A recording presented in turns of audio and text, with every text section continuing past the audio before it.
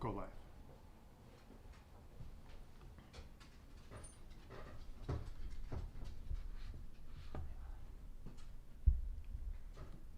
Hello.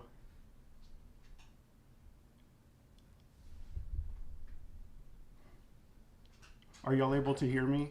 Sorry, I look a little concerned in the video feed because I am learning some new software while I'm doing this.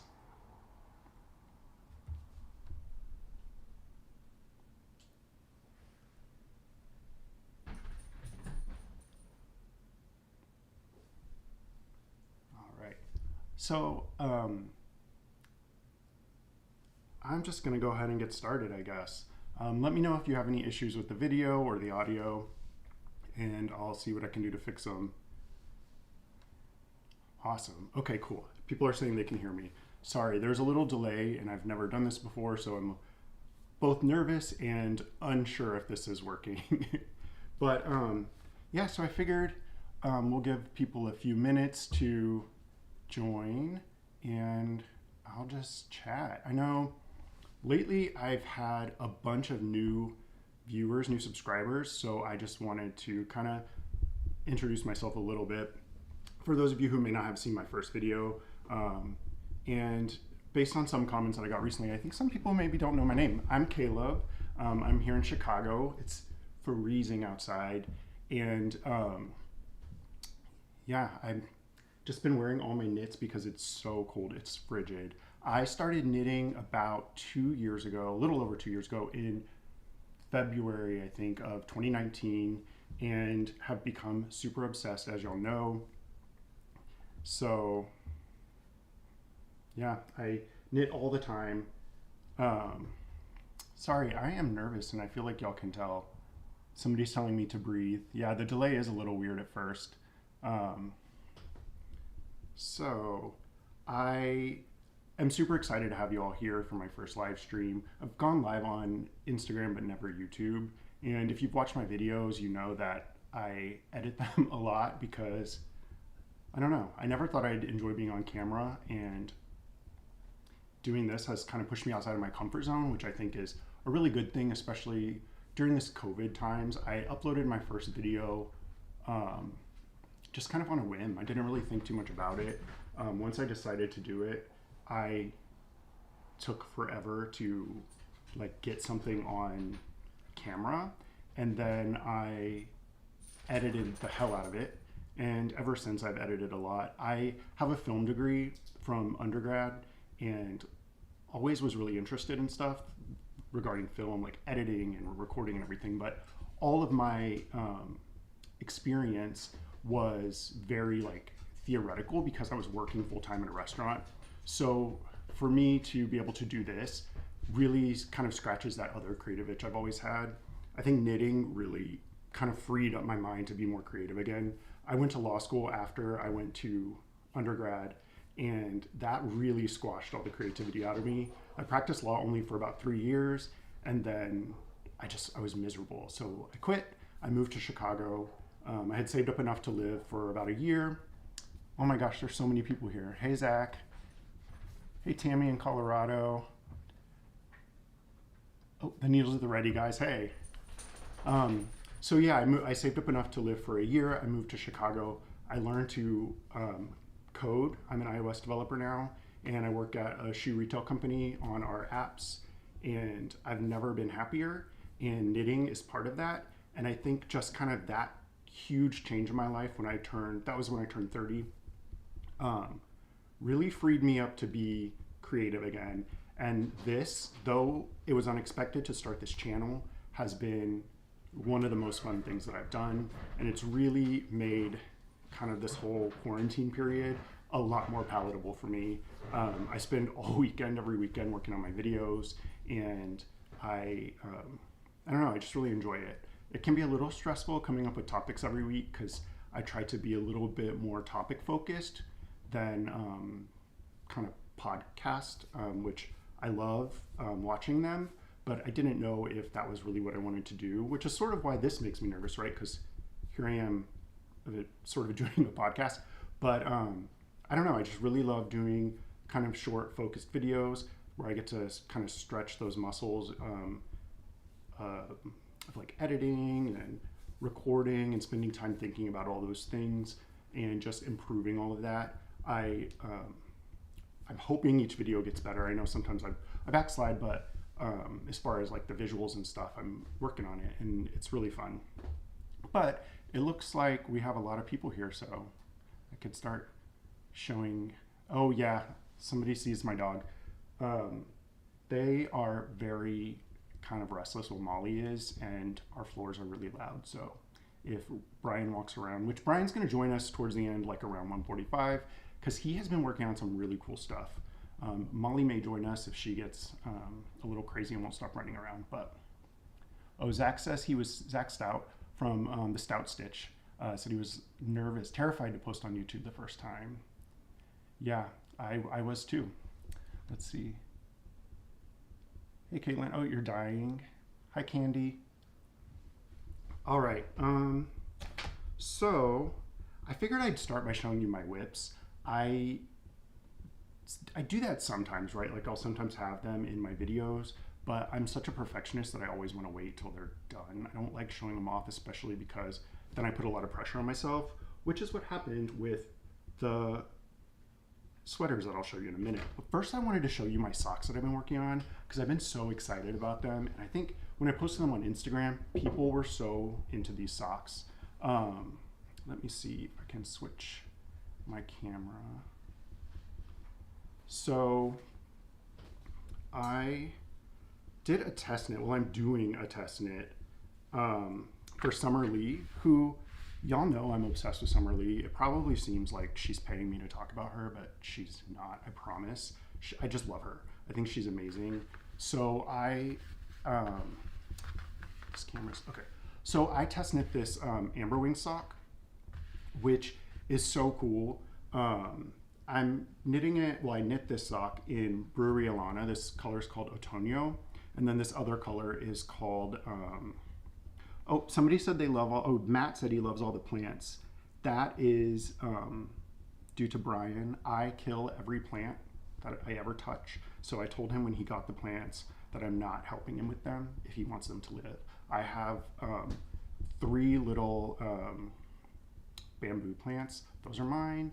I don't even switch out the water. I'm hoping they live, but everything else is Brian's. So he will be very happy to know y'all love them because this is his new thing. We had 2 plants like 4 months ago, and now we live down the street from a plant shop, where it's a flower shop, but they have plants. And he goes all of the time. Every time we walk our dogs, we have to go see if they have new plants. But yeah, so back to the socks. These, this is Brewery Alana Otoño. Y'all know I love her. And then this lighter color is from Knit One Chicago. My friend Grace, who you would have seen if you watched my video where I was working on my Forbes sweater, which I'm going to show you. I actually finished it. But it's called Sockeye, and it's from, Knit One had a mid-century modern inspired sparkle collection at Christmas. And I bought some because I'd never used sparkle yarn before. And they were minis, so I bought some and I used it here, and I actually really like it. The sparkle is very subtle. But let's see. But yeah, so this sock is super cool because I learned Latvian braid here. I don't know if you can see that. And then somebody says, oh, Andrew says buying plants, excuse me, is like buying yarn. And I think that's true. And the Needles at the Ready guys say they struggle with succulents, which I kill succulents too. So, yeah, so this technique is called Estonian inlay knitting. It's kind of like floats, but you do them in the front. It's so cool and so fun. This project was really interesting, and these socks are coming out this month sometime. I'm not really sure when. But then the other sock that I've been working on, which I was so excited about, I knit in Pitchfork Fibers yarn, which I don't know if y'all have seen Pitchfork Fiber here on YouTube, but if you haven't, it's hosted by Hunter, and it's so fun. He's so nice, and he has always kind of dyed his own yarn, and people have asked him before if he sold it, and he didn't, but he started this week, and he lives not too far from me, so he dropped some on my doorstep, and I knit this sock, which is another Summerly sock. It's the Broken Rope sock from our Hello Sailor sock set. And let's see, sorry, I'm trying to read the comments as I talk. So it's the Broken Rope sock set, and this sock comes in two variations. One is a DK weight sock and one is a fingering. This sock set has like, I don't even know, but I think like 6 socks, and it's like $6. She's not charging enough. But this called for a strand of fingering weight and a strand of mohair. I just went ahead and did 2 fingering weight strands in order to highlight Hunter's yarn, because he asked me to try it out and see what I thought and then let y'all know. And 100% I love it. It's amazing. The colors were beautiful. And I'm working on the second one, which I have here in this French supply bag. People always ask me about my French supply bags. So not this one, but there was a video that I did where I kind of showed you what was in my bag. And unfortunately, French Supply closed their doors last year. I don't know. I'm sure a lot of you know that. I was fortunate enough to get it prior to that because their bags are amazing. But another bag that I really love, and I've talked about them before, are Paisley and Gold Sewings bags. Erica is the one woman show, and her bags are a very similar aesthetic. I'll see if I can get one in a minute and show you. So if you like French Supply bags, go check out Erica's bags because they're amazing at Paisley and Gold. But anyway, I'm working on the second sock, and I'm just inverting the colors. I thought that'd be really fun. I kind of like to, in my head, I'll make up a story for my yarn colors. And to me, this is like a day at the beach. These colors are amazing. It's April Showers, and this one is called Duck Boots, which it's perfect, right? Like that is Duck Boots. Zach Stout said that Pitchfork Fibers yarn is beautiful. That's so true. Oh, Rochelle says that Knit One still has sparkle yarn left on their website. So Knit One Chicago, their website doesn't have all of their yarn, but you can call them and order it. Like if I ever talk about something from there, you can always call them and they do virtual shopping. But they have a whole line of yarn called the Number Series that's dyed by my friend Grace, who's known Depot Fiber and on Instagram. And all of her yarn, the Number series yarn, is available on their website. They do fingering and DK, and it's all beautiful. So if ever you see me talk about yarn from Knit One, like this, like that sockeye yarn from the Amber Wing sock, you can order that on their website. It's exclusive to Knit One. They dye it in what they call their dye dungeon. So yeah. Yes, Erica's bags are amazing.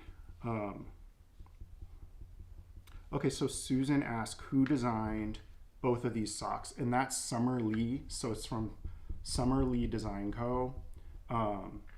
This one is the Amber Wing sock, and that is coming out sometime this month. And this one is the Broken Rope sock, and this pattern set is available. It's the Hello Sailor sock set. They're all kind of nautically themed or inspired, and her patterns are a complete steal. She has multiple sets. I just basically buy all her patterns, so I don't know if I'll ever knit anybody else's socks again. She puts out the sets and then charges like what other people charge for one pattern. I totally think she should be charging more, but she's killing it. And her socks every single one is beautiful. Every single one is unique, and she always offers variations in her patterns. So like this Broken Rope sock, for instance, she has the DK weight and fingering weight. In her shorty sock set, I've knit shorty socks from her. I don't have them near me, but she offers like fade instructions or instructions to put pom-poms on the back, like all kinds of little things that make one sock pattern set. Like you can make a million different socks with all the combinations. So 100% recommend her. It's Summer Lee Design Co. And she also has a podcast and channel here on YouTube where she talks about how to knit her things. She puts up tutorials. She puts up like how to knit socks with magic loop, how to knit colorwork socks. One thing that people, I feel like, I always see on Instagram people making scrappy socks and then weaving in ends. And the reason I've never made scrappy socks was because at the time, like before I realized her her instructions were out there, I was afraid to weave in all those ends. And she has a highlight on her Instagram profile of how she knits scrappy socks without ever having to weave in an end, because she does it as she goes. So if you want to knit scrappy socks, go to her Instagram profile, because it is like mind-blowing. She's awesome. So I showed you my socks. I have a list, I have notes, so if you see me looking down, that's what I'm doing. Let me see, let me make sure I'm not missing any comments. Hi Renee. Renee said hello from a new subscriber. I don't know if you can see this if you're watching it back later. Hello from a truck driver on the road. My hubby is driving now, so I get to play for a bit before bed. Hi, that's awesome. Thanks for joining. Steve, the pattern with the design down the side, and I'll put all this stuff, I'll try to put together show notes and put in the description, but that's called the Amber Wing Sock, and it is not available yet. I test knit it. I knit the first one, so the Amber Wing Sock, it's coming out this month though, as far as I know. So next I will show you mittens that I just knit. I am a mitten person, and I've said this before, and somebody said that mittens don't keep their hands warm, and I just can't believe that, because every time I wear gloves, my fingers freeze. I'm from Texas, and I moved to Chicago in 2016 in May, which was shocking because I left Texas, it was like 100 degrees, and I got here and I shipped all my stuff in like a U-Haul pod. I like packed it up and shipped it, and came with like a backpack. I had already moved, I had come here and gotten an apartment, so I had a place to go, but it was gonna take a week to get my stuff. And I got off the plane and it was cold, y'all. It was like 50 degrees, which at the time to me was cold. And I had no clothes for that. I came in like shorts and a t-shirt. So I had to go to the Gap and buy, jackets, and in May, which was insane to me. And I bought, since then, I've probably purchased like 10 pairs of gloves, like increasingly thicker, increasingly warmer gloves that never kept my hands warm. And I have dogs, and so I would always walk them in these frigid temperatures, and my hands would hurt, just like my fingers were in pain, because I had never even seen snow before I moved here. And one day I bought a pair of mittens, and it changed my life. Like, my little fingers getting to be near their friends keeps them warm. And my favorite thing to do is wear my hand-knit mittens. So my first mittens they weren't my first mittens, but my first like favorite pair of mittens were these. Let me see. These are called the Quick Mittens. They're sorry, I wrote it down. Quick Mittens for Men by Jane Richmond. And I knit them in Big Good Wool from Pearl Soho, which, if you've never used that wool, it's bulky, it's very like woolly, but it's not scratchy, and it's an amazing deal. Brian and I went to New York for a wedding about a year ago. One of my best friends got married, and I was in her wedding, and we went to Pearl Soho like 3 times. Which, funny story, we were sitting there because we oh, sorry, just want to make sure I'm reading the comments. We were sitting at the table in Pearl Soho. There's like a table in the back, and we were deliberating on what yarn we should buy because we didn't have a ton of space to carry yarn home. And so we're sitting there talking, and some woman and her friend sat down at the table, and one of them was teaching the other one about knitting.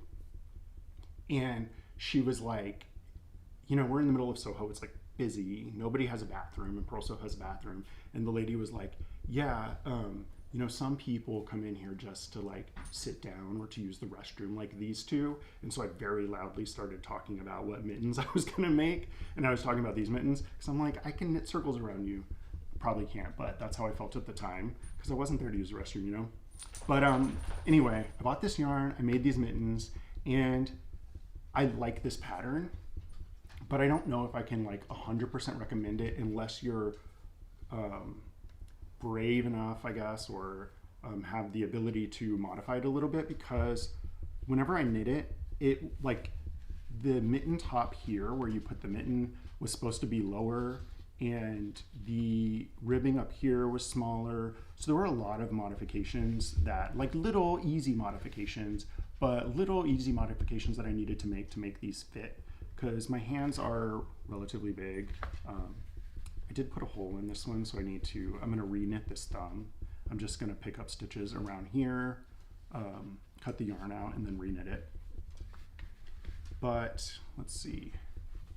So you can see like they're not super long, which was a mistake on my part. I should have knit this longer. So I think whenever I re-knit this thumb, I'm just gonna pick up around here, cut this cast on out, and knit back another inch or so, and then they'll be perfect. But I love convertible mittens. They're so useful. And knitting these mittens, and I also knit the tinsel mitts from Andrea Mowry, and they're convertible as well, just fully prepared me to knit these mittens, which are now my favorite mittens. I knit these for a mitt along. So Earth Tones Girl and Hey Brownberry on YouTube and on Instagram they do something called Maker Minutes on Mondays, and in Maker Minutes they're really good friends, and so they just chat, and it's really fun and super inspiring. They're both just like the nicest people you'll ever meet, and they're so encouraging. And so they wanted to do a mitt along, so they had their Maker Minutes mitt along, and I had this piece fleece that I've been wanting to use, and I figured it was a perfect time. It's very Lopi-ish. If you've ever used Lopi, it's very like toothy, sticks to itself kind of yarn. If you're super sensitive to wool, I don't know if you'd like this next to your neck. I'm not, so I think I'm definitely gonna make a sweater with this, because it's 75% Rambouillet and 25% mohair from Texas. And I think the Rambouillet is from Arizona, if I'm not mistaken. And their mission is very like philanthropic, so they're right now donating 25%, I think, of proceeds to the Navajo and Hopi, I believe, indigenous peoples, the tribes. And so that's awesome as well. But on top of it, like, you can feel amazing about buying it, and it's amazing, so you will want it. But these are the world's simplest mitts from Tin Can Knits, which, if you've ever knit those, I feel like it's hard to tell. They're very blue with this beautiful kind of speckles in it. The Tin Can Knits World's Simplest Mitts are just regular mittens, and knitting these quick men's mittens prepared me to know how to just make the modification to make these regular mittens into convertible mittens. And this wool, because it's so woolly and it's got that mohair in there, it really puffs up. So it just really filled in. It bloomed like amazingly. It softened like so much whenever I blocked it. And these are just my favorite mittens. And you can tell, compared to the other mittens, that these are more appropriately sized for me. They come a lot further down. So, you know, I learned my lesson. Let me see. I'll show you.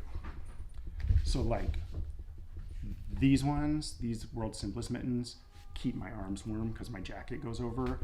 These ones, I always have to wear something else. So I'm definitely going to extend that further. But yeah, I love wearing fingerless mittens because I can use my fingers, and mittens keep my hands warm. Let's see.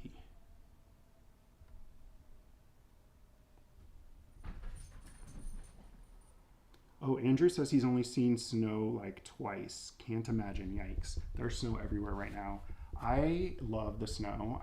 Even though I'm a Texan, I feel like I'm built for the cold, mostly because I don't like to go outside. I love to be at my house, get my money's worth on my mortgage, so the cold is fine for me. Brian is not as big of a fan because and if y'all don't know who Brian is, it's my boyfriend. You'll meet him in a few minutes, or in about 20 minutes. He likes to go outside and do things more. I do not. So this cold is great. It's an excuse to just stay home. So anyway, yeah, those mittens But talking about cutting that thumb out and re-knitting it is kind of leads me into my next thing, which is if you've been watching something that I have talked about forever, which is my Cozy Classic raglan, and it's still not done. Let's see. They're like the mitten version of shorty socks, those brown mittens. They sure are. They're shorty mittens, and shorty socks are great. Shorty mittens, I don't know. Zach, just come visit whenever. Zach says he wishes there was snow down there, and just come visit whenever COVID is done. I don't know if it's ever going to be done, but whenever we're allowed to see people again. So anyway, I'm going to show y'all my Cozy Classic raglan. I love this sweater. I think everybody should knit this sweater, and if you are a first-time sweater knitter, I think it's perfect. However, I made a stupid mistake, and that stupid mistake was that whenever I knit the yoke depth, I went like an inch too far, and so the like right here in like the underarm area bunches. So Zach, I can promise you only like snow until you have to shovel it. See, I don't really have to, I just have to shovel like a sidewalk and that's it. Oh, hey, Vincent. Vincent says hi. Hey.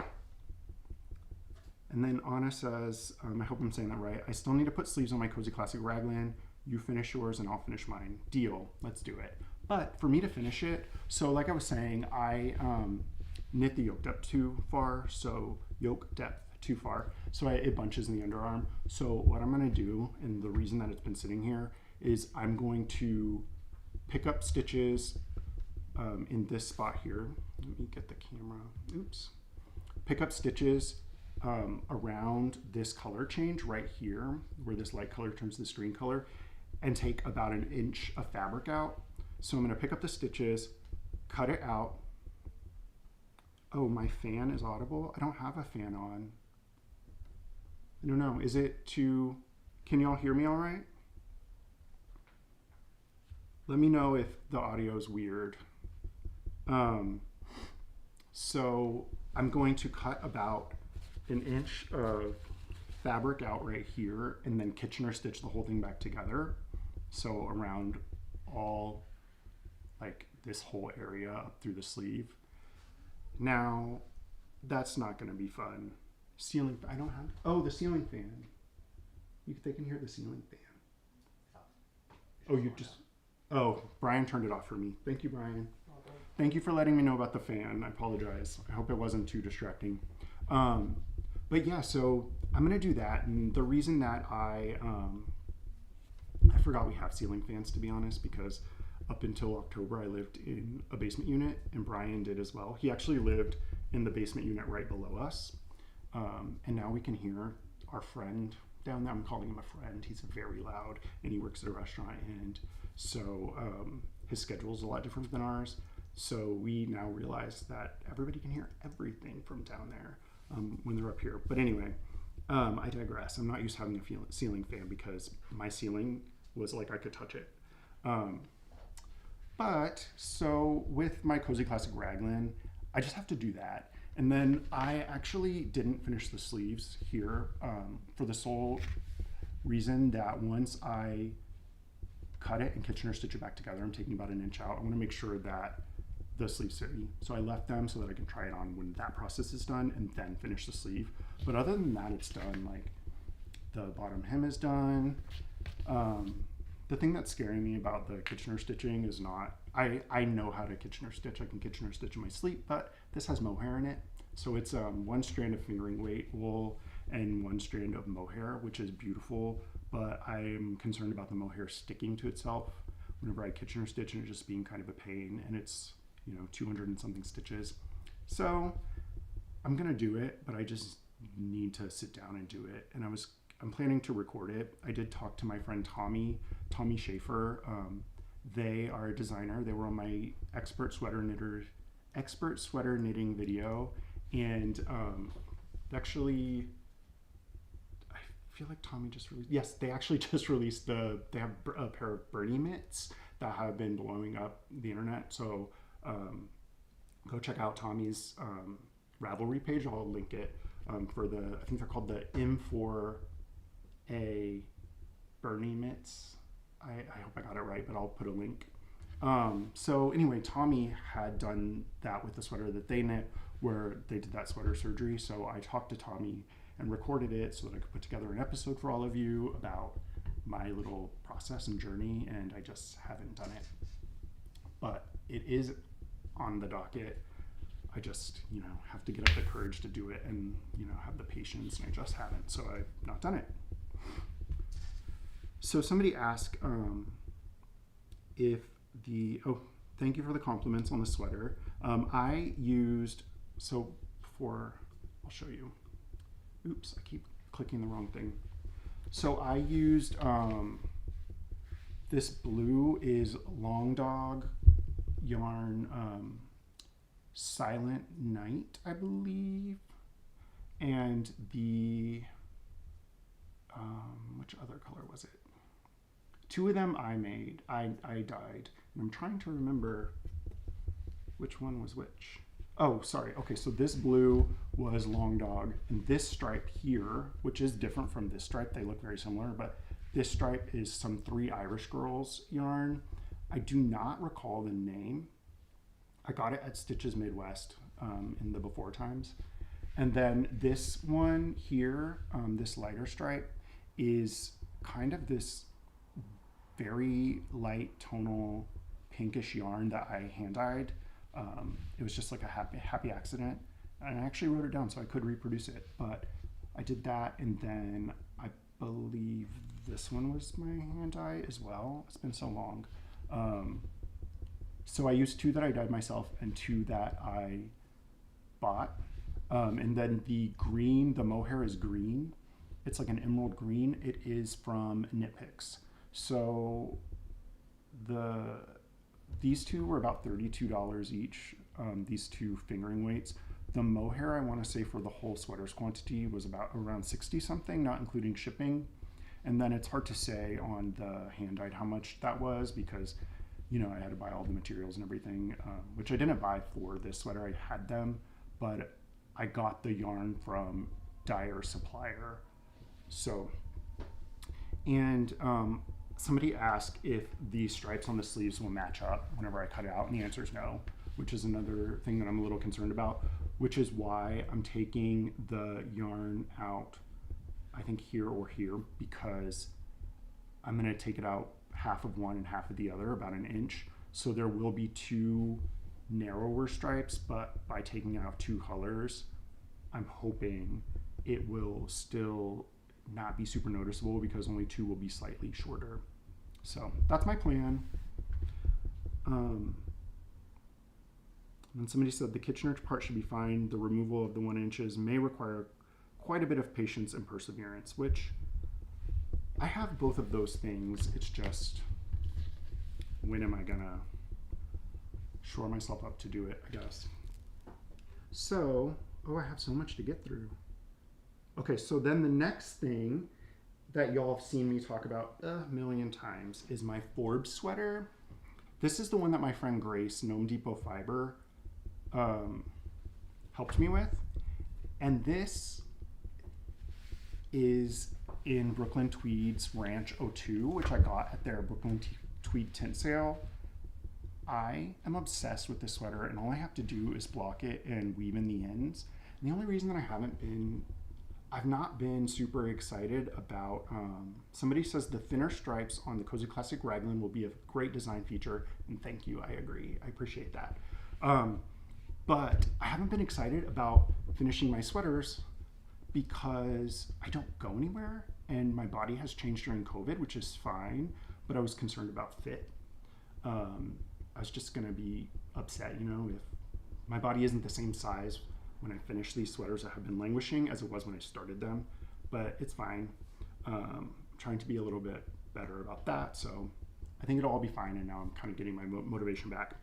But this sweater is a bottom up, I always get this wrong. So I talk about it in the original video.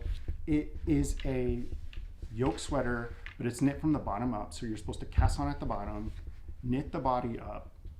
You knit the sleeves separately. which you can see I used Allie Cat Knits from Instagram, her tip from my sweater video to make sure that my sleeves are the same.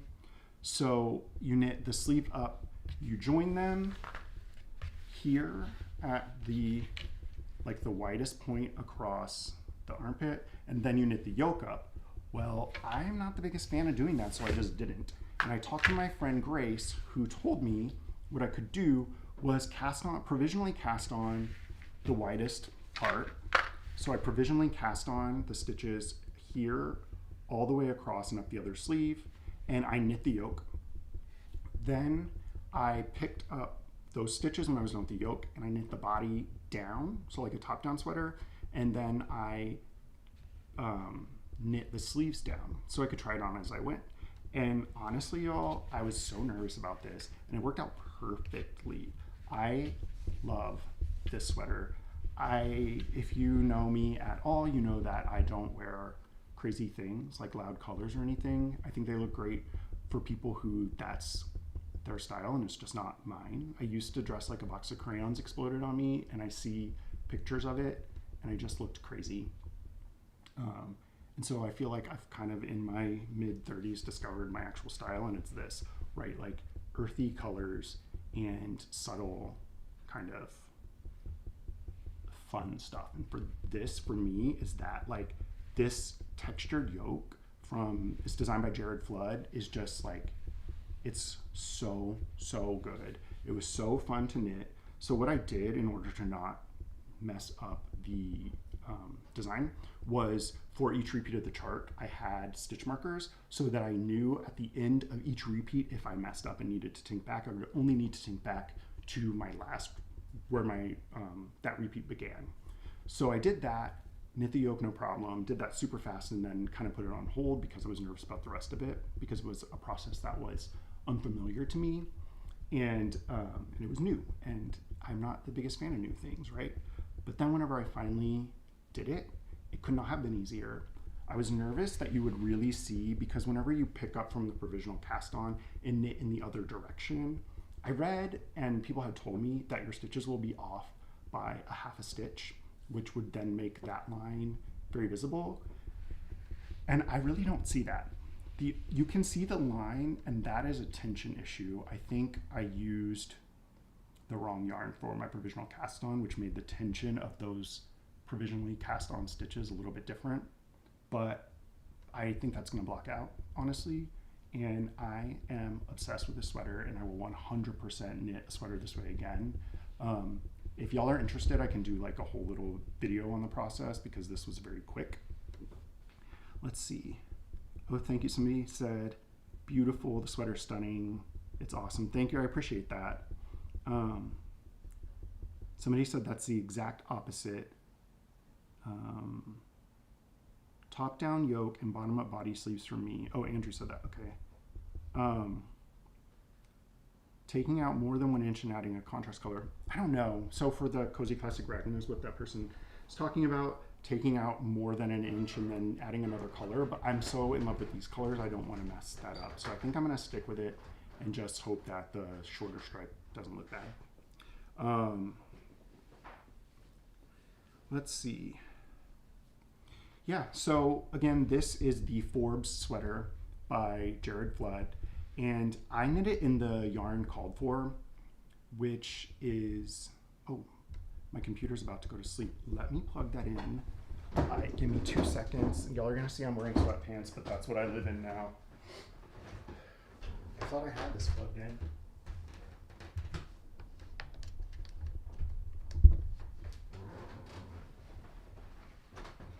I apologize about that. Okay, so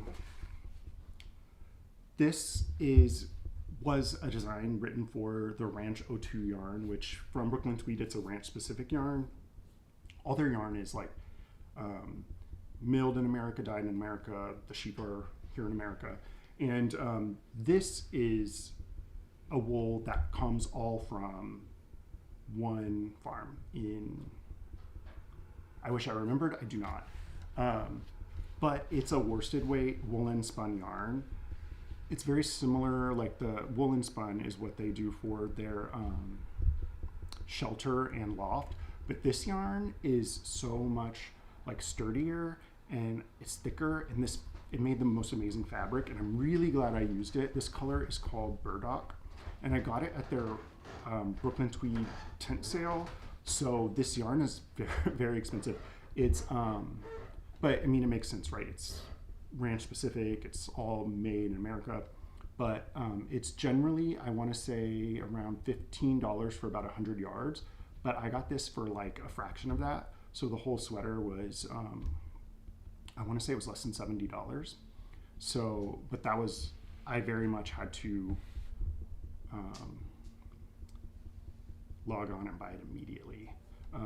So there was no thought put into it. I was like, oh, I want that color. I'm going to buy like 13 skeins. So I love this sweater, and I will probably talk about it more, especially once it's all finished, because it's amazing. Let's see. The year of sweatpants or a Saturday uniform for me. Honestly, I wear my sweatpants and a bathrobe every day because I work from this couch right here. And Brian makes fun of me and says I move from the table to the couch, and from the couch to the table, and I'm in a bathrobe all the time. So, and I sometimes, when I'm waiting on packages, I stand in the window and I'm like, where is the mail? And he says I look like a crazy person. But I want my packages, you know. Well, joggers are different. They're like, somebody says I think they're calling them joggers now, but joggers are different. I'm not 100% sure how, but joggers don't really look great on me, so I got sweats. Let's see. So yeah, those are my two sweaters. So next I'll show you a couple more things, and I'm going a little longer than I wanted, but I'm having fun. So I did a video a little while back where I talked about the things that I wanted to make for winter, my winter accessories that I wanted to make. And I actually made some of them, which is a shocking. Vincent from Vesuvius Crafts says joggers have a tapered leg. And that makes sense. Don't wear your Fitbit to count steps when you're working from home. I don't even bother putting on my Apple Watch because it's real sad. My friend Alicia just got an Apple Watch because she's very fit. She like has a Peloton and a garage gym and all that. And she texted me one day and was like, do you even go to the bathroom? Because my step count was so low. And I'm like, girl, leave me alone. Also, the way that I knit is continental, and I wear my watch here. And so I do this constantly. And sometimes my watch will say I walked like 13 miles because it's counting my knitting. So I take my watch off and I forget to put it back on. And so I tried wearing it on this wrist, and it still counts my knitting, which I think knitting's exercise, but you know, scientists do not agree, and neither does Brian. He's shaking his head. So anyway, back to winter accessories. I actually knit some of them, which I've shown you all this, which is my Fade Into You shawl from Matt Akers, who I did the interview with, and he is just amazing. And this is just a garter and brioche shawl. So I got a bunch of minis for Christmas, and I used them for these contrast colors. This stripe here, so Matt's pattern used to knit it, he used Sweet Georgia minis, a mini set. And those skeins were, I believe, 25 or 28 grams. So they were a little longer. I had 20 gram minis, had a little bit less yarn. So all I did was cut this brioche row short by 2 brioche rows, which was 4 repeats of brioche. And you can't tell that it's shorter. And then I just added 4 extra rows of garter. So I knit this, all these were minis. Each row uses a smaller amount. And I just used 6 different colors, and I just love this thing. I do need to block it still. I want it to be ever so slightly larger, but the main wool is good wool, which is the same wool from these Quick Men's Mittens, except this is big good wool, and it's like a bulky 5 weight. And the good wool is, they call it a DK, and I think they're liars. Not really, it's just a very light DK, so it's sort of sport. and it's amazing. I used just over one skein and they were about $13 each. It's a steal. And it is not, it's so rustic and woolly, which I love, but it's not scratchy. So it was perfect for this project. And I think it really kind of tones down for what for me are crazier colors. I don't tend to wear yellow because it just brings out any yellow undertones in my skin, but I think as a little pop, it's fun. And then I love just the brioche nature of it. It's double-sided, so I can always wear this side, which is just equally beautiful, I think. This is like, this section here is where I live, right? Like normally I would be just these dark colors, but I added in, excuse me, the red and the yellow just for a little fun, and I'm really happy that I did. I love this thing. Let's see. There's some calibrating you can do to not have knitting count on a Fitbit. I have an Apple Watch and I've tried to calibrate it, and I don't know. I need to call Tim Cook maybe. Just kidding, I can't do that. Thank you, Vincent. He said absolutely beautiful. Matt put a bunch of heart eyes. I appreciate that, Matt. Thank you for such a beautiful pattern. Somebody said they loved the tutorial on how to fix a mistaken brioche. Thank you. I actually learned how to fix the mistaken brioche by having a bunch of mistakes in another project I knit from Big Wood Wool, which was the Seafarer's scarf from Pearl Soho. It's a fisherman's rib scarf, and the fisherman's rib and the brioche are so similar in construction that fixing the mistakes in that scarf over a year ago prepared me whenever I got to brioche recently. Knit One Chicago put on a brioche knit along, and that's kind of how I learned.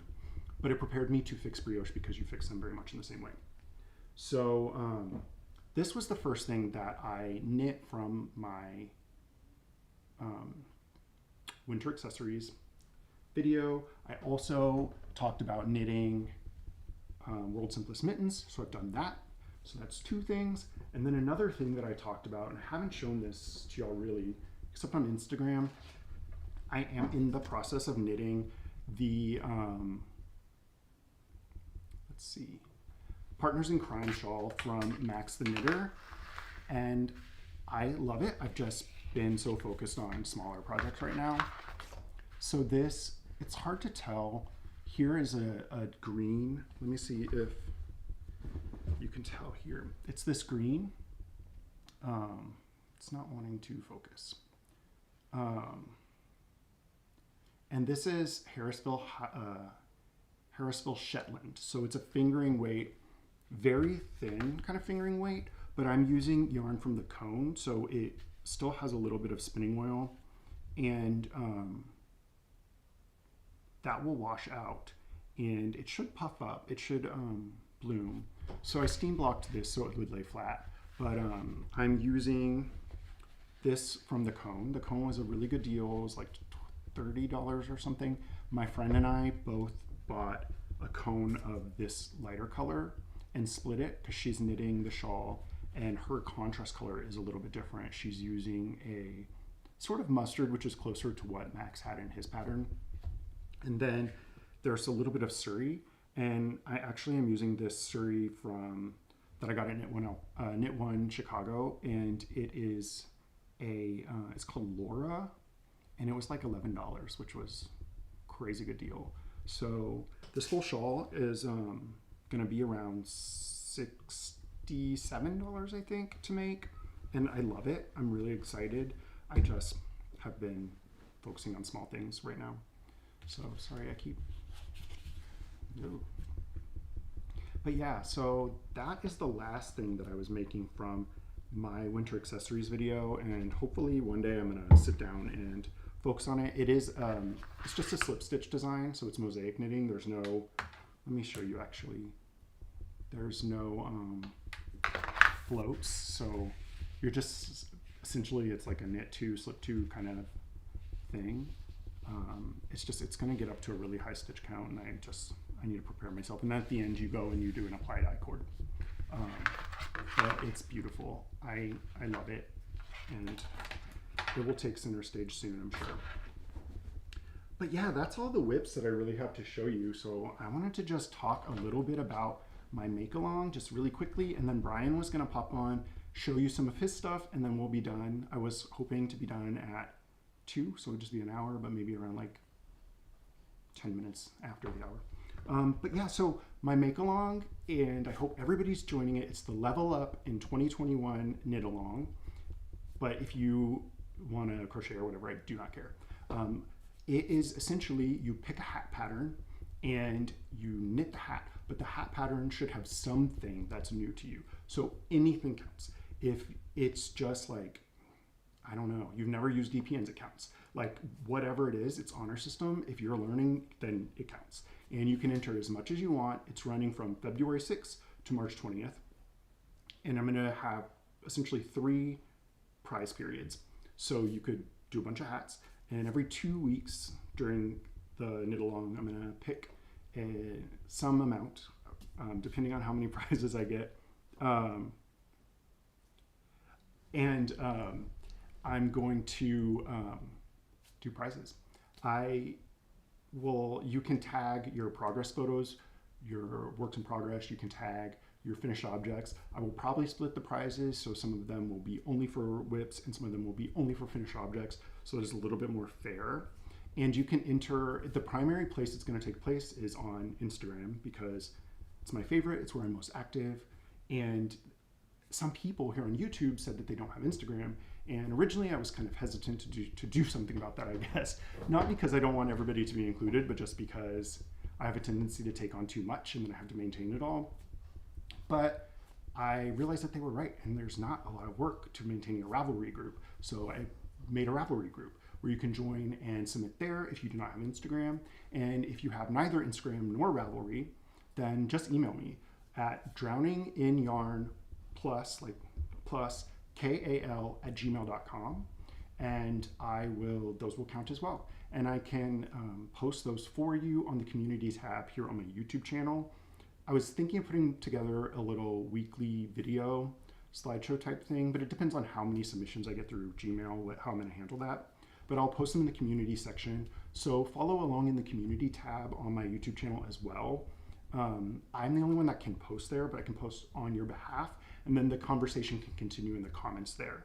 So I want everybody to get involved, and we'll all learn together. So follow the hashtag on Instagram, join the Ravelry group, follow my community tab, and that way we can all encourage each other and help each other, because we're all gonna be learning something new, but it's not gonna be new to everybody. So if it's not new to you, you can help that person and encourage them. Let me see. So somebody asked if I tried doing a provisional cast on over a spare cable, and I do my provisional cast on using a crochet hook. I crochet a chain around a needle and then I knit that, which people have asked me for a tutorial, and I did a few tutorials as kind of a test, and they didn't really take off, but I kind of like doing it every now and then, so I'll probably do that tutorial eventually, but I'm not going to commit to it right now. But whips count. So if you started your Sweet Pea hat on the 5th, or you started it on last year, if you're learning something new and you're still knitting it, it counts. So don't worry if you've already started something. I do not care what you do as long as you're learning. That is the most important thing to me. And let's see. So the other thing is, I cannot talk too much about the prizes only because I do not have them in my possession and I don't know the exact details on all of them. But whenever I announce this on my Instagram in my stories, I just put out a call. If you had a business with inclusive values, it's very important to me to kind of vote with my dollars, which includes supporting Black makers, makers of color, people who support Black Lives Matter, because that's something that's very important to me. I don't want to support businesses that don't support these things. So that was kind of where the impetus of putting that in there was. And I said, if you're an inclusive business and you want to sponsor a prize, like, I would love to chat. And y'all, I just could not have believed who responded. So I have prizes coming. Matt Akers is going to donate some patterns to give away. The Yarnery in St. Paul, which is one of my favorite stores, they are donating. They donated a prize. I actually have that one, so I'm going to show it to y'all. marine styled, which is a line of activewear. So sweats, think sweats, hoodies, stuff like that. But it's from Eric Lutz, who you might know from the YouTube channel Sticks Plus Twine. It's a new venture he has.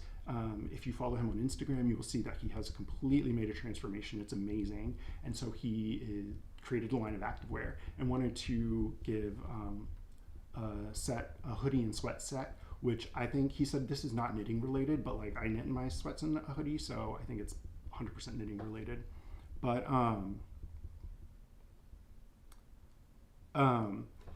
he's giving us a hoodie and sweats to give away. Adela from Lola Bean contacted me. She is one of the sweetest, nicest, most amazing people. And she contacted me and she's sending yarn. It's actually arriving today. So I'm gonna have Lola Bean, which y'all know getting Lola Bean is like the Hunger Games if you want to get it from her. So one thing that, and the Grocery Girls talked about this on their episode yesterday, getting Lola Bean is easier if you buy from one of her stockists, which is how I got my Lola Bean. I called Looped in DC, which is my friend Logan's local yarn store, and so I followed them and they posted about it in their story, so I snatched some Lola Bean. But I'm gonna have Lola Bean to give away, which is like shocking, crazy. I could not believe it. Charity from Brian Dye Works, she's a Canadian dyer, and I have some Brian Dye Works. It's beautiful. All of her yarn is beautiful. She's donating some yarn to give away. Blue Fiber, which is dyed by a friend of mine named Josh in Portland. He's donating some yarn to give away. The lovely sisters from Beautiful Sister here in Chicago, they make project bags. They made this project bag, which was, I think, a collaboration, so it's gonna be a little different, but they make amazing project bags. Just the two sisters hand make everything. I have a bag from them to give away. Chalgu is donating a complete set of 4-inch circular needles. So I'm gonna have a complete set of Chalgu to give away. My local yarn store, I think they're putting together something. I'm not sure the details on that one, but Knit One Chicago, I have something from them. And then Jody from the Grocery Girls messaged me and said that the Grocery Girls are going to give a gift card to their online store, which they have the cutest stuff in their online store. And then Jody is also Mrs. Brown's Bags, and she makes knitting bags like totes and stuff that have prints of yarn, like yarn knitted up, and then the bags are printed with yarn, and then she makes these bags. They're gorgeous, and she says that one of the winners can pick a bag. So it's just like the support from all of these people, all these businesses. It just was insane to me. Like, I just couldn't believe it. And I think, they all have an interest in you learning and want to support that. So I thank them all so much. But these prizes are so good, and I'm so excited to share them all with you whenever I have more details and to give them away and pick winners. So definitely play along. Knit something, pick something. And I will tell you really quick, I'll show you what I have from the Yarnery. Sorry, it's gonna make some noise because I didn't take it out of this bag. But the Yarnery is one of the only places in the US, I think one of 2 places, that sells Holstgarn yarns.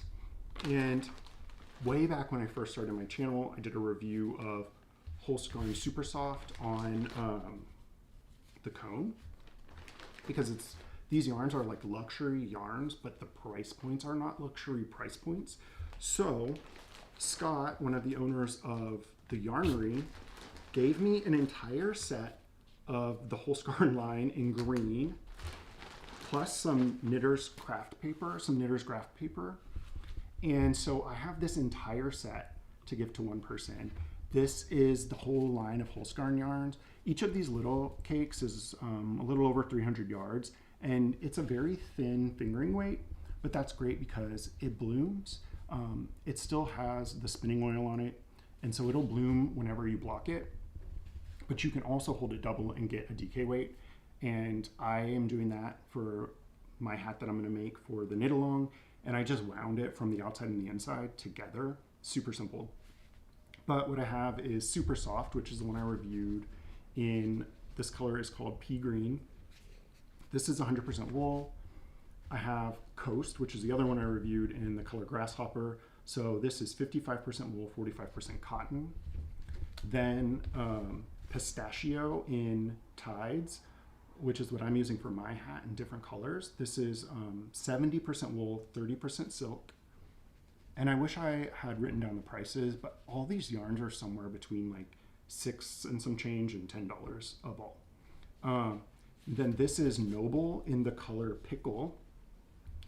This I used in my satellite shawl. It is 95% Geelong, which is a certain type of wool with short staple length, I believe, or long. I can't remember exactly now, but it's very soft wool, and 5% cashmere, and it is so lovely and soft. And again, is like 7 something for 364 yards of a light fingering that you could hold double. This one is called Titicaca, which I think is funny, but it's the color Hunter, and this is 100% alpaca. So these are super. These are yarn cakes. It also comes on cones similar to this, but the cones you can only get straight from Denmark. These cakes come from the U.S.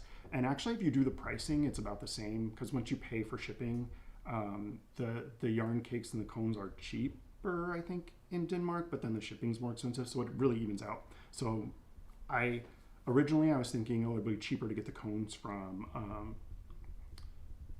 Holskarn themselves, but it's the same to get them from the yarnery, and then I can support a local yarn store here in the States. So I now get all my Holskarn from the yarnery. And last time, whenever I bought all my yarn for my satellite shawl, which was the Noble with the cashmere, and this Titicaca, which is 100% alpaca, I held one strand of each together, which gave me more of a fingering weight because that pattern does call for 2 lace weights. I ordered my yarn online, and they gave me a call because they were out of a color, and they could not have been more helpful and more friendly. It's an awesome store. So I'm now buying all my Holskarn from them and to support them, and they're amazing, which also you can tell because they sent me all this. So let me just show you the last. So again, Titicaca, 100% alpaca. It's a very thin strand. So the way that Holskarn tells you to use it is to hold it double, and you basically go up a half a needle size when you add Titicaca to another strand. So that's how Holskarn recommends, which is what I did. And then this last one is, I want to say, Aran weight. This yarn is like a chainette construction. It's a lot thicker. All the other yarns are very thin, and it is the softest yarn I've ever felt in my whole life. It's 42% alpaca, 42% fine merino wool, and 16% polyamide nylon, and it's so soft. So one lucky winner is going to win in all this plus the knitter's graph paper, because a lot of these yarns, especially the super soft, if you go on Ravelry and look at the projects, there's a lot of colorwork projects because it's really great for that. So you could do your own chart and then knit colorwork. But I thought that this was just the most amazing prize package, and it was so sweet of the yarnery to give. So go check out the yarn. It's yarnery.com. I buy from them a lot, and they're so kind. Let me see. Question: if you're drowning in yarn, how come I see the floor? You see the floor back there? I don't know, because there is a floor. Let me see. This is not the floor. I don't know. I'm sorry if I can't answer that question. I'm not sure. But let's see. Yes, the cones are 500 grams. So these are 50 grams. So a cone would be 10 cakes.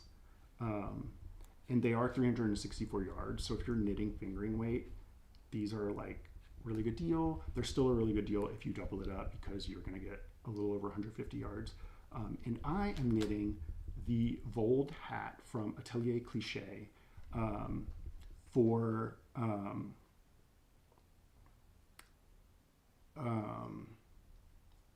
sorry, I was reading the comments and got confused. I am knitting the Vold hat from Atelier Cliché for the knit along, which is this hat here. I have never done intarsia, and so I wanted to do this hat. This hat is intarsia in the round, and I think it's so cool. It calls for Woolfolk Far or Woolfolk I think I'm saying it right, it's Fleck, and that is worsted and DK. So what I'm going to do is use Tides, which is the silk and, where did I put it? The silk and wool yarn, and I'm going to knit it double for a DK weight, and so that's what I'm going to use for my Vold hat. So my new skill is intarsia. Like, I've never done intarsia. I had a swatch. I don't know where it is, but these are the colors that I'm going to use. So I have 4 colors of Tides that I got from the yarnery, and I'm going to do that hat that I just showed you and these. So my main color will be this dark, which I believe, let me see, is called Mole. Then I'm going to use this blue Mares, this lighter blue called Frost, and then this one called Pecan. So that I'm going to turn into this hat using the yarn as a DK weight by holding it double. And I swatched, and I did not get gauge, but if I knit the larger size with and go down a needle, I'm going to end up with a hat that will fit. I figured out. I don't usually swatch for hats, but because I'm doing a new technique and I recommend this all for y'all, I recommend swatching. Let's see. Vincent from Vesuvius Craft says that's going to be fun. I agree. Thank you. Freaky Geek says, I love how you can get crochet to look like knit, but you can't have knit look like hooked like crochet, which is true.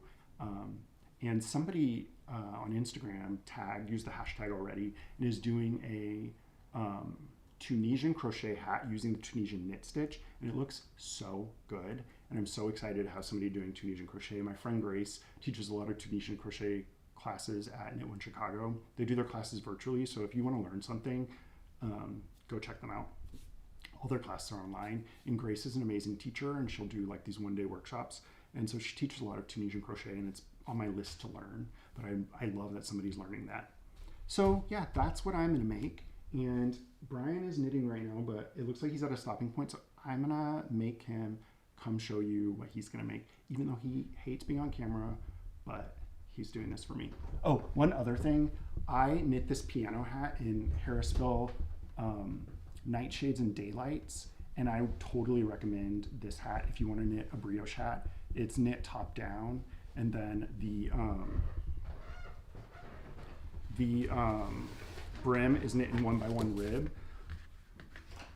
So I really love it. It went pretty quick because this is only 72 stitches, and then you double the stitch count for this portion here. And it just fits really well. I knit it while I was watching Jingle Jangle over Christmas, which was an awesome movie, and it's not super Christmassy, so you could still watch it and love it.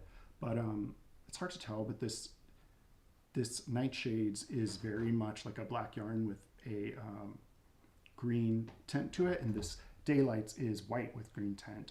If you want to do brioche, the piano hat from the Westrand sisters is amazing. Super simple, top down. I love it. But Brian is going to try to get around all my crap and come over here and show you what he's been working on.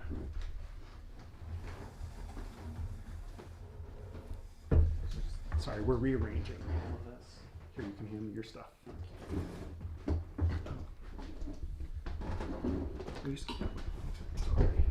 Okay. Hello. Hi. So, I don't have quite as much, I have a lot less stuff to show you guys, but what I recently finished was this sock, which was the Thanksgiving sock. It's perfect. It was something that was easy for me to do because there's just a lot of stockinette, but there was also the opportunity for me to learn something new with the cabling. And it's just that little strip of the cabling, so it's 20 minutes of it, and then the rest of it is just stockinette. But it was really nice, and I'm looking forward to wearing them because I did finish the set of them already, so it's going to be perfect now that it's 12 degrees outside right now, and it's going to be like 6 tomorrow. Yeah, so Brian works. So I sit out here because I apparently don't care about my body. I like hunch over on the couch and work on my laptop. I'm like this whenever I work. But Brian is very like aware of his body and stuff, so he has a desk in the back, and it's a standing desk. And in the back of our condo, there's no unit underneath because it's like the storage area, so it's really cold. So he wanted some thick socks to keep his feet warm, and wanted some new ones. So he knit these. They're called the Thicksgiving socks from Summer Lee. And again, like I said before, this is just a single pattern in that it's not a set, but there are multiple options that you can do. And he chose to do these cables, which it was super quick, right? It was easy. Yeah. Like easy cables. Yeah, just 2-stitch cables. And how many colors did you put in it? There was a total of 4 colors. So I used some of the mini skeins that I got for Christmas that we'd given each other through a Advent. We made our own Advent, so we wanted to sport a bunch of different dyers. So he picked 11 and then a full skein, and I picked 11 and a full skein, and then we traded them. But you like this project? You recommend it? Yeah, it's definitely not complicated at all, and it's a good chance to just learn something different and to have some nice warm socks for winter. And it went quick. What was it, like 3 days? Yeah, one of them I got done in 3 days. The other one just took a little bit longer because I was working on other stuff. So then you just have to, or you did finish the second one, right? Yeah, I did. Okay. I just didn't block it, and yours was on the other blocker. Oh yeah, I just bought sock blockers. We're new to sock blocking.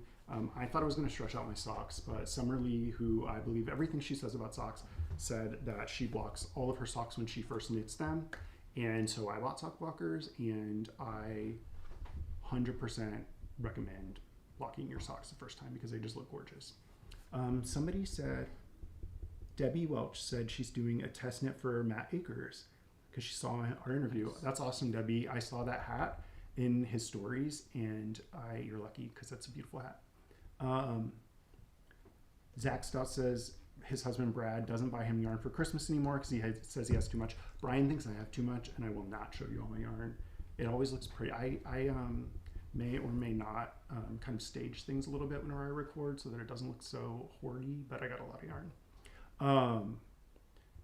So Julie Stark asked, can I see the sock, babe? She asked if it's a dropped stitched heel, which I'm not sure what that means, but it is a just a short row. Yeah. Do you want to tell us how you knit the heel?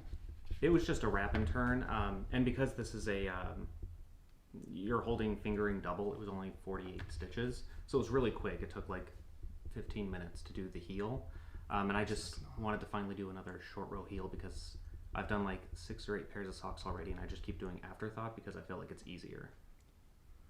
Sorry, this other light I have power went out. Yeah, the light died, so it's a little hard to see, a little harder than I would like, but yeah, so heel flap and gusset, it's easy. Yeah. Cool. And then the next thing, so I'm so excited for Brian to show you all this. He talked about this in that it was like my second video. I did not know what to do, and we were going to Knit One Chicago, so I just took cameras along with me.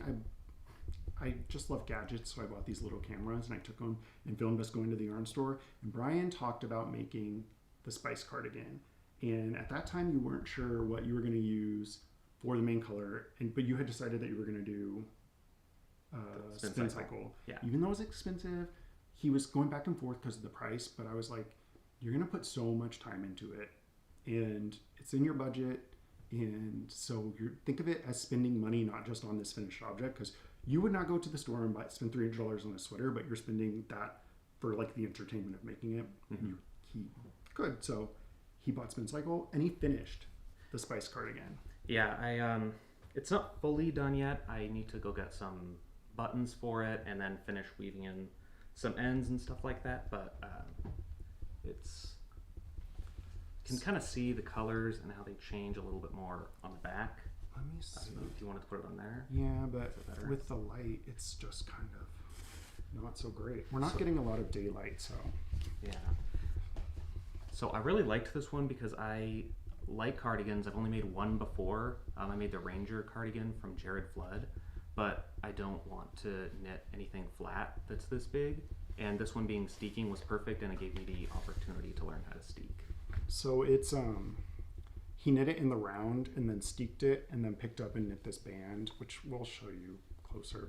It's an Andrea. It's too hard. It's too close. So we'll just, it's an Andrea Mowry pattern. I'm sure you've all seen it.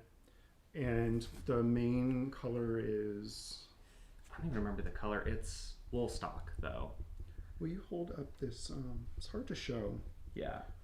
It has pockets.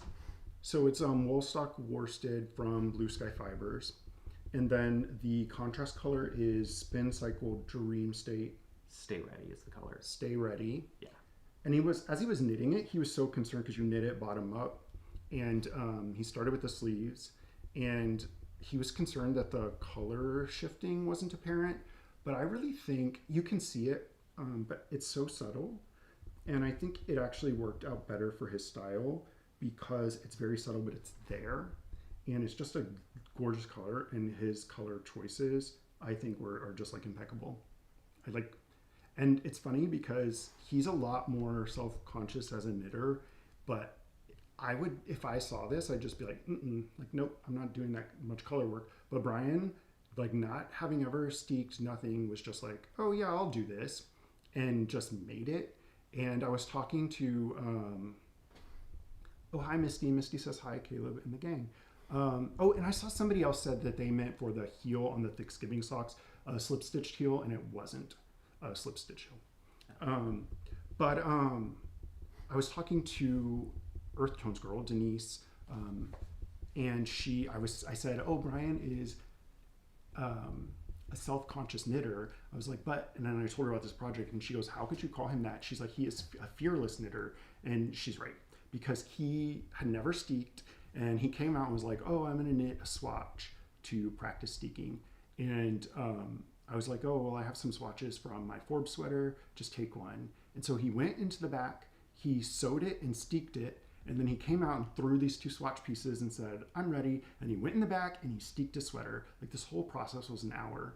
And I just could not have. Like, he killed it, and he made the most beautiful thing. So I really like it. And I learned a few things about steeking, though. Like, if when you're ready to do your steeking, maybe just hand sew some kind of contrast color yarn so you know where it goes, because mine kind of shifted a little bit when it was going through the sewing machine. So I've been kind of spending time trying to duplicate stitch and fix what was caused by that. It wasn't a huge shift, but it was noticeable, and it's. Do you mean like almost covered it up? Like basting in the spot with like a fingering weight or something? Yeah. So that you can see where, as a guide for your sewing machine. He steeked with the sewing machine. Not everybody does. Yeah. Why did you choose? Okay, so you thought it'd be faster. Yeah, and I'd read on forums and stuff that it's usually better because you can just kind of make the stitches on the sewing machine a lot smaller and make sure that everything catches. And did you feel like it held securely when you were steeking? Yeah, it did. Because this is worsted weight, and then when you have a really small zigzag stitch on the sewing machine, it definitely caught everything on here, which is perfect. I just love it. And it's really warm. I've only worn it for like a few minutes around the house because I need to finish it up and put on the buttons and everything, but it is really warm, and it's going to be perfect in this cold area. Urban Yarn said, can I email you, Brian, whenever I steek my first cardigan? Yeah, sure. There you go. So Brian is on Instagram and posts a lot less frequently than me, so he's probably a more enjoyable follow because he posts only when there's something really good to post. And he is Brian Loves Cake. And there's only like 10 pictures, but they're all beautiful. And this is on there. So that's where you should go to follow him and see what he makes. Because he makes a lot of beautiful things. A little behind though. I have like 4 or 5 things that I still haven't put up there, but I don't know if I'll get to that. He made this too, by the way. This is his Cozy Classic Raglan. Oh, yeah. What is the yarn that you used? This was Acadia? Acadia, yeah. From the Fiber Company. The Fiber Company Acadia, which is silk and wool. Yeah, it's so nice. I love it. It was the first time ever I didn't do, it was just one strand, like I didn't hold anything double or anything like Caleb did, but it's nice, it's very comfortable, and I want to make more. I just have other things I need to get through first, but I think it's the perfect like go-to sweater pattern. So his is just a DK weight, and he was concerned because whenever he first made it, it was like a little bit tight, but then with blocking, it's like a perfect fit. Um, so, Yeah. so yeah, Brian loves cake on Instagram. Do you want to put this on? Somebody asked if you don't have to because there's not really a whole lot of room to stand up. So I can do it in a second after I talk about this. okay. So then next he's going to show you what he's going to make for the knit along, which somebody asked if Brian was my inspiration for the knit along, and honestly, like much like I do everything else, it was like a couple days before I like announced it, I said I should do a knit along, and came up with the idea. Originally, I was going to do a swatch along, but then I thought I was talking to my friend. They were like, nobody wants to swatch. yeah, which I wanted to do a swatch along because I want to learn to love swatching, and I think it's the perfect way to learn stuff. But nobody wants to do that. But then, oh my gosh, I follow Gwyn by Designs on Instagram, and she is doing this thing where you do one swatch a month. And so I'm going to do that to like get my swatch fix. And I'm going to do one swatch a month with a new stitch pattern, and I'm going to do them all in like she suggested linen or cotton, and then all in the same color, and then maybe frame them if they're pretty, and he agrees with it. But that's what I'm going to do for swatching. But then I thought, oh, a hat. I was looking through our hat collection, and I've done all these things that I learned by knitting hats that I never would have tackled on a bigger project. And so I thought that's the perfect thing to start with. So here we are. And it's a great one skein project. Yeah, which, Brian, here, I'll put it here. Oh. Yeah, so I'm using Germantown by Kelborn Woolens. And what's this pattern? It's the snare hat. The light. Oh yeah, you can't even tell. Sorry, 1 second. Let's see if I can get at least. So it's like a. It's called rhododendron. It's hard right? to tell. Yeah, yeah. The light's not playing along. So it's called rhododendron from Germantown, and he is making the snare hat by Nora Gone. Yeah. So it's just a twisted stitch pattern.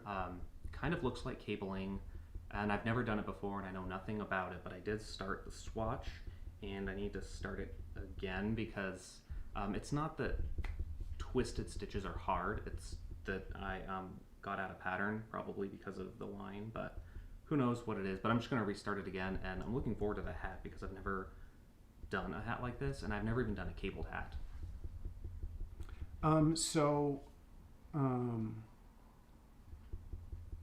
Freaky Geek said if he starts to follow you and doesn't see, or they start to follow you and don't see cakes, they'll be kind of sad. But you're not going to see cakes. Mostly because cake doesn't last very long in this house. No. No food does because I eat a lot. Brian, whenever we moved in together, he was concerned that he was going to have to lock up all the sweets because I have impulse control issues, which you can tell from all the things that I buy. And he was concerned I was just going to eat everything, and he was never going to have snacks. But I've been pretty good. There still might be some locked away though. Oh, I'll find them. But so these twisted stitches, by the way, I thought whenever I read twisted stitches and patterns that they were just like when you knit through the back loop and your stitches twisted. But it's like this whole cabling technique where you don't use a cable needle, and it creates essentially cables, which I have a book. Oops. So I got Nora Gone's Twisted Stitch source book. Where am I going? And so these are twisted stitches, and you do these by with no cable needle. You knit the stitches kind of out of order, and I've never done it, but it's my second project that I'm going to do. And Brian said that he got out of pattern, but so he's going to re-swatch. But would you say it's easy? Yeah, it is. It's just like you knit two together, but then you don't pull both stitches off the needle. You just knit into the next stitch after that, and then you pull them off the needle. Is for the right leaning twist. So it's not difficult or anything. It's just you have to make sure that you're doing it correctly and that your yarn's not splitting, obviously, because then it will look a little crazy like mine did. But once you get a few rows, you can it's clearer to see where the pattern is going, so that you know if you're doing it wrong, and it's easier to kind of go back. I just didn't get that far in my swatch. It's just a couple inches, so I'm going to restart it this afternoon. But we both love Germantown. It's just like a nice workhorse yarn. It's not too expensive. We get it from Knit One Chicago, but it's also available on Knit Picks. I think it's the only non-knit yarn they have.